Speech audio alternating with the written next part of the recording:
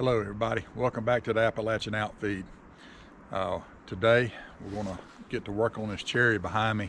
Talked about this, I don't know, several videos back. This cherry's been blown over for a few years, and I've been eyeballing that straight piece in there to get that milled up for a little bit of shelving.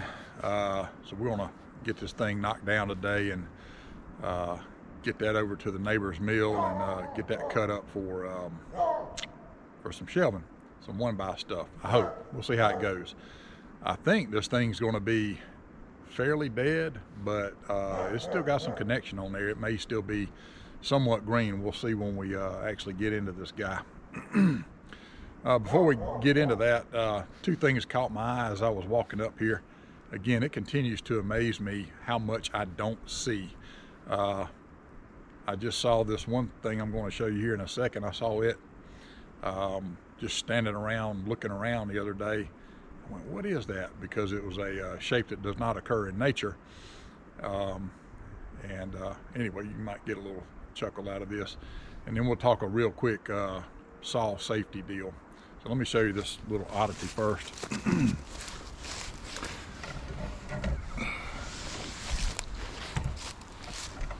You see that square right there? I was standing down the hill the other day and looked up and saw that, and squares, particularly with holes in the middle, don't generally occur in nature. That's a cinder block. That thing's been there for a couple of minutes. I just thought that was funny. That's my coffee behind it. You can ignore that. But yeah, that thing's been sitting there for a little while. We're going to leave it alone. I know where it is in case I need it later. Always seem to need cinder blocks. Let me get my glasses on and see if I can show you guys this, if the camera will grab it up. So you've got whatever that big sprawling tree is right there. But way up there, if you trace that limb out, look right there. You got that other cherry tree, that little skinny cherry tree going up, and that cherry tree has grown kind of around the limb on that other tree, cherry tree, whatever it is. Can you see that? Can you make it out right there? So that is the kind of thing, particularly I guess in the summertime when you got more foliage out here, that's the kind of thing that would be fairly easy, I think, to overlook if you're going to come out here and fell that other tree. And my friends, that right there, particularly if it grows for another couple of years and fully encompasses that limb, that right there is enough to ruin your day if you're trying to drop either one of those trees, because that is going to absolutely change how and where either tree will fall. Man, it's stuff like that you just don't really, I don't think about, that can really bite you in the butt if you're not careful. So again, in the memory of Jed Walters, when you're walking up to fell a tree or do any kind of cutting job, for crying out loud, take a couple of minutes and really assess and look hard at what's going on. You may still miss something, but at least if you do get bit, it won't be through carelessness. So thus end of the sermon for the day. So in looking at this cherry tree we're going to cut up, so what doesn't go to the mill is going to go to firewood. I don't want to use as much of it as I can. And my plan of attack, such as it is to start at the skinny end down here and just start cutting stuff into, even that little stuff, cut it into firewood lengths and just work up the trunk. And I'll be working on the downhill side until we get to around the part where the tree is kind of contacting the ground. And at that point, I'm going to switch over to the uphill side and try to get that trunk cleaned off of those few limbs as much as possible. And I'm going to leave that thing intact. My plan is I'm going to cut it down here by the trunk or toward the end, and then hit it up there at that. Well, I'll probably, yeah, I don't think we can mill that section. It's only 45 right there. So we'll probably cut all that stuff into firewood lengths until we get up to that junction where it goes horizontal. And at that point, we'll walk over to the trunk and separate it from the trunk and let it drop, and it might roll a little bit. And we will then at some point we'll cut the trunk down and get it more or less flush with the ground. So that's kind of the plan of attack. You know, and looking at this thing, this is not a huge diameter tree. I was about to get the MS500i out with my little, I don't know what it is, 14-inch bar on that thing, and use that on this tree. But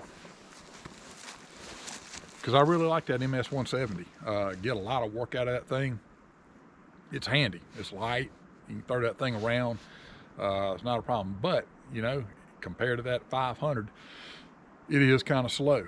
And that 500, the other characteristic about it, 32-inch bar, it gives me some reach, so I don't have to get all up in this tree to cut on it.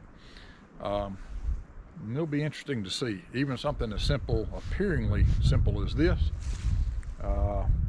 it might be good to have, again, a little bit of standoff distance from the tree and from the work, in case something zigs when I think it's going to zag. So again, that long bar is a primary benefit to that 500i. So 500i it is, even though that's a good bit of overkill for the smaller stuff. And then I was going to have to switch to it when we got to the main part of the trunk anyway. So makes it a little simple. One piece of gear.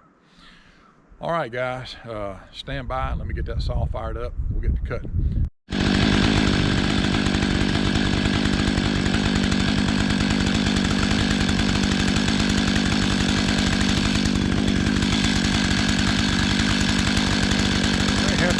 Time-lapse be a failed experience. Seeing that right now, between the wind and the hills, stuff flying everywhere. I don't know. Get on back on this thing, get it done.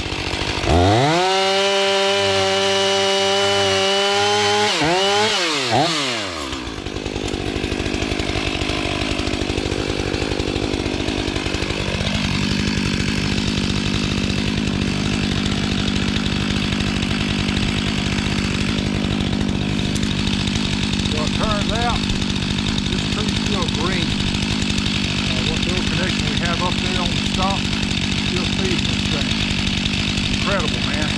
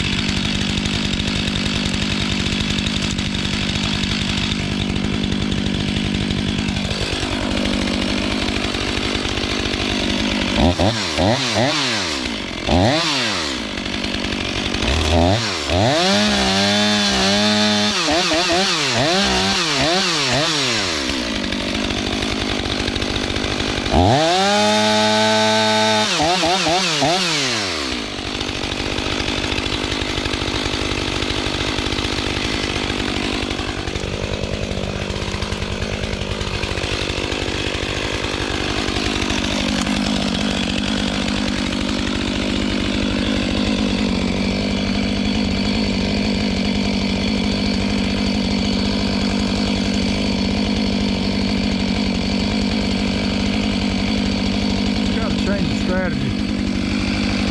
Cut this thing up along the sections, cut them down the wood pile, and lump them up there.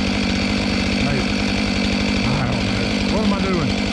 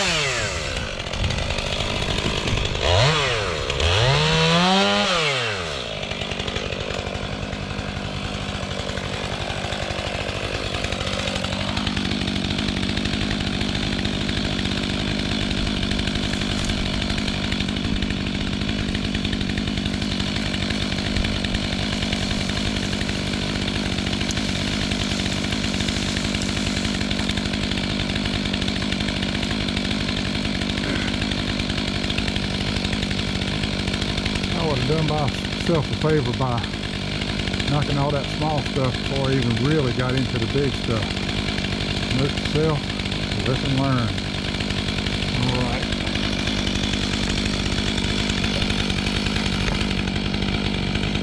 Let's see if we can get back to business here.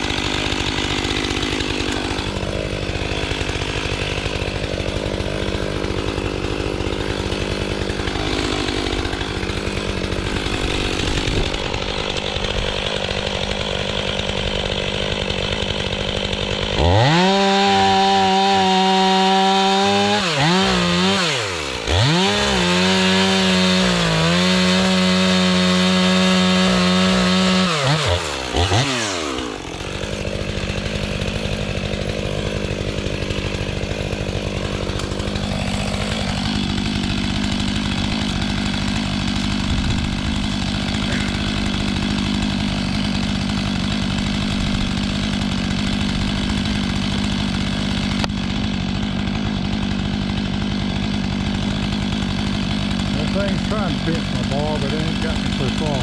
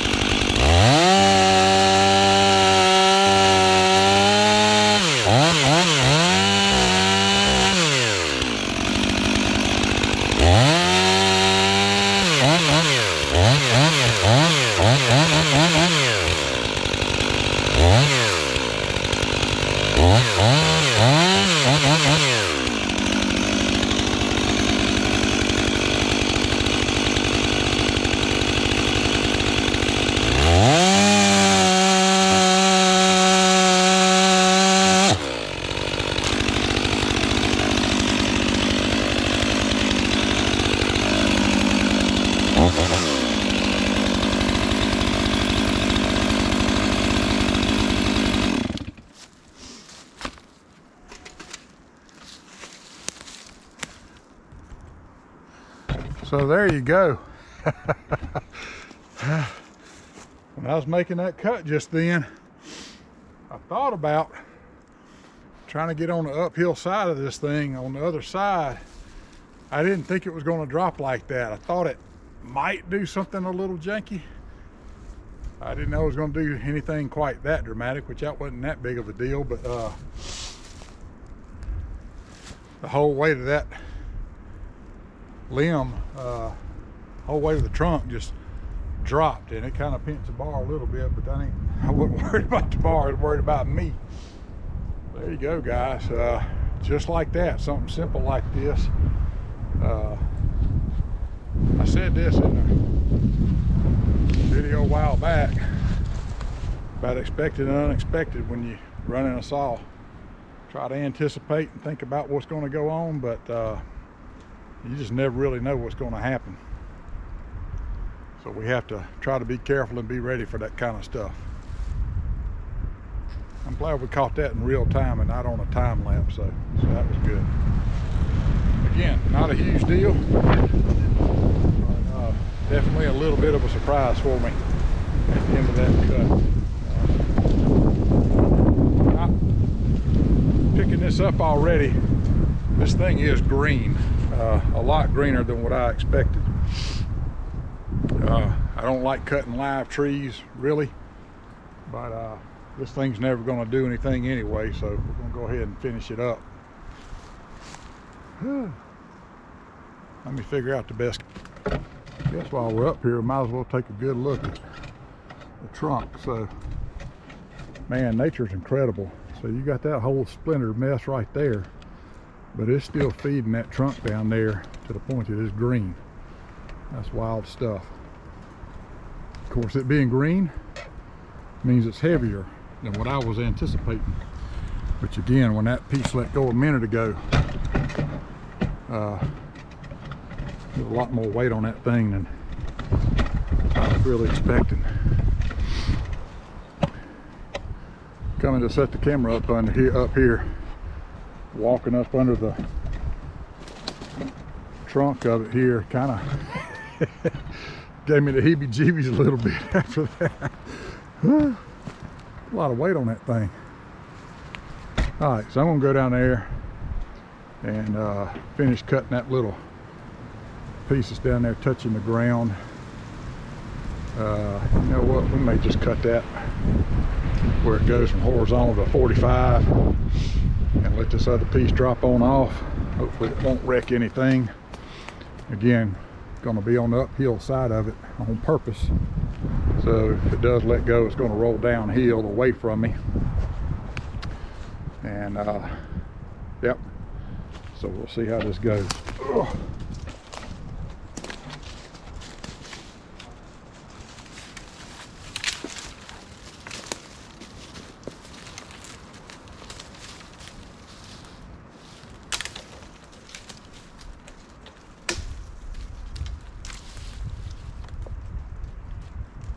It's hanging on pretty good. I don't feel like it's going to fall on my head. If it does, that's going to be a candlarium right there.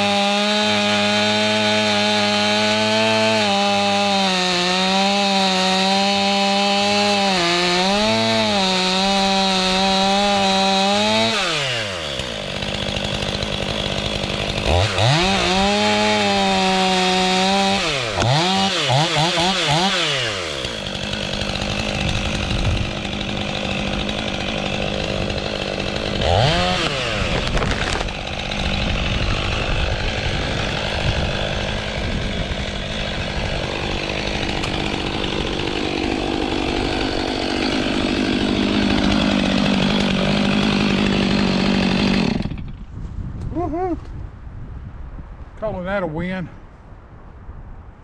I was trying to use a bypass. I did use a bypass cut on that, where I came in from the top at one space, and it came up from underneath, kind of downstream from it.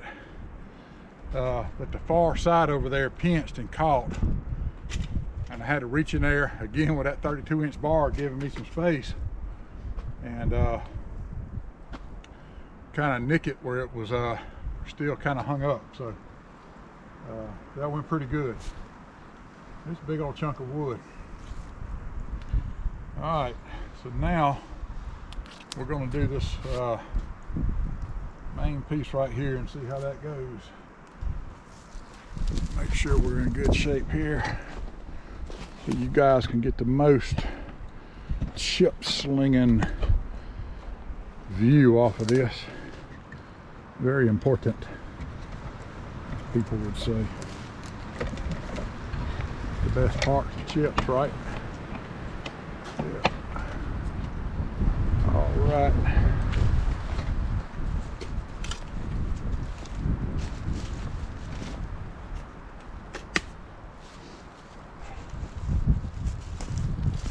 Keep forgetting I got my stupid reading glasses on. Oh. All right, 500i.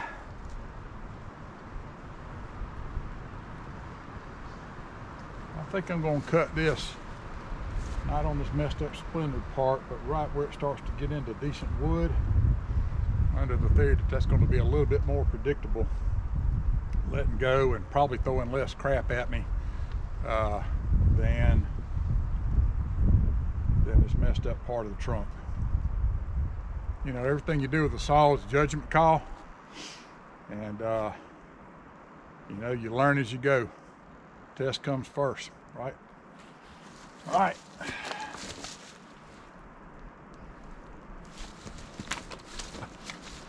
Back you guys up just a tad. There we go. We are on a hill side.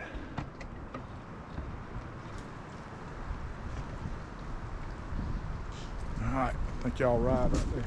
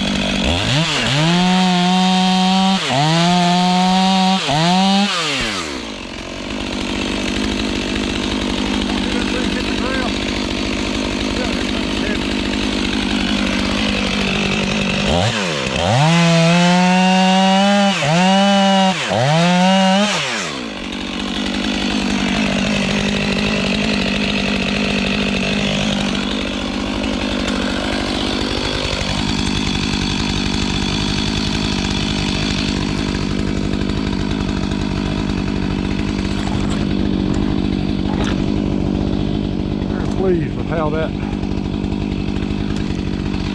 piece came off there. Where we at?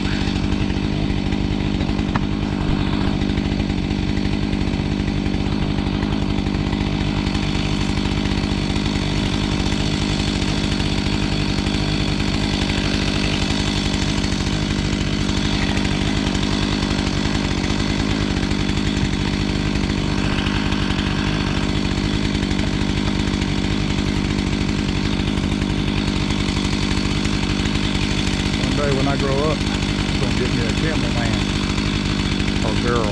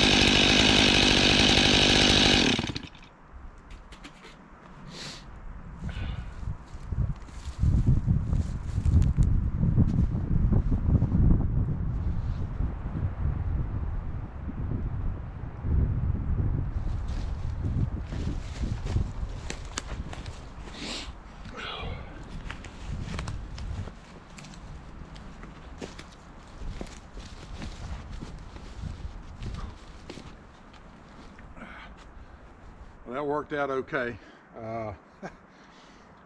Jacob Rogers over on Guilty of Treason, I think it was commenting the other day how a square ground chain will, you can make adjustments in the cut. It'll lock into the wood and track the kind of the direction you got the chain and bar pointed. This round file stuff wants to follow, if there's a kerf in the wood already, the round file wants to keep following that kerf. Add to that, this chain is probably a little loose. Yeah, it's definitely a little loose. It's not too bad, but it's hot right now too. So it was, I could see it kind of coming off the top rail of the bar. So I don't know if that was helping me at all or not there. But yeah, I kind of started off cattywampus cutting that flat on there, and I was trying to adjust the cut. I couldn't get the chain to rebite. It wanted to follow that original track, so I had to come out, start a fresh cut, and pretty happy with that. I might come back and put a level on that in a little while.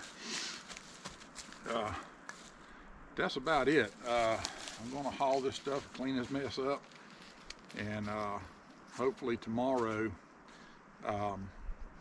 neighbor will come by and we'll get the big chunks loaded up and carry them, and I think it ought to mill out pretty good. There's a little bit of dead on there, but we'll see. We'll get her cut up and see how she goes. Only other thing mechanically saw related I've got for you guys. So there's a saw mechanic. He's got a YouTube channel. His name is Richard Flagg, F-L-A-G-G, and he's been on a tear over the last little bit about ditching the Steel Ultra oil, running it at 50 to 1, saying it's wrecking pistons and jugs and saws.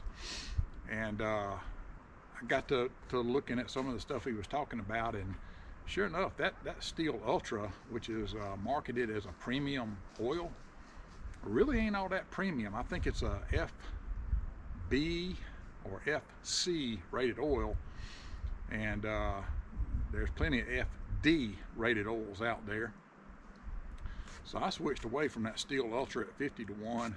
Right now I've been running some Red Armor at 40 to 1, but when I run out of this tank of gas on this saw, which will be here pretty quick, I'm going to switch over to VP Racing Full Synthetic 2-cycle oil at 40 to 1, give or take. And they seem like a pretty good company, and I'm hoping that'll keep my saw running for a longer period of time, meaning it'd be good to the innards of the saw, keep it nice and wet in there and lubricated, and get a lot of mileage out of this thing, because this thing is not inexpensive. All right, guys, with that, I appreciate you watching, and we'll catch you next time.